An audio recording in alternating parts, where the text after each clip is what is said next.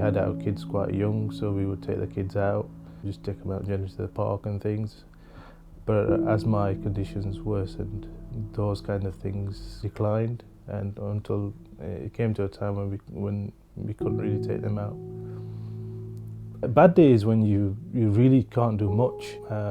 You just want to kind of lay down, and your body's kind of on fire, it's inflamed. I found myself not being able to do things that I would normally do. My mobility decreased quite a lot. I think generally with health conditions, people don't understand what you're going through until they've had something similar themselves. But even to most of my family, it was probably just back pain.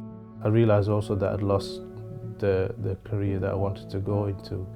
I remember when I was doing my degree, people saying you're probably going to go into management, those kind of things. So I had all those things at the back of my mind, and when I realised that probably wasn't going to happen, and that was quite a wake-up call. I think I had a couple of years in which I was working to realise that some things were changing, going in a different direction. You know, you rely on benefits which you don't want to do. I couldn't walk as much anymore, so I needed a car, and it was so difficult when you're on benefits, when you're on such a limited budget. Mentally, it dents your confidence. I mean, you feel when you're not working, you're not productive. Your self-worth your feeling of self-worth goes down a little bit. It was difficult financially because we'd got used to a basic level of income when I was working. Because I had to switch to benefits, obviously the levels weren't as good, so it was difficult for my wife in terms of coping with the household budget, just generally psychologically as well, because of the thought of not being able to move on and progress in the career or some kind of career was quite depressive.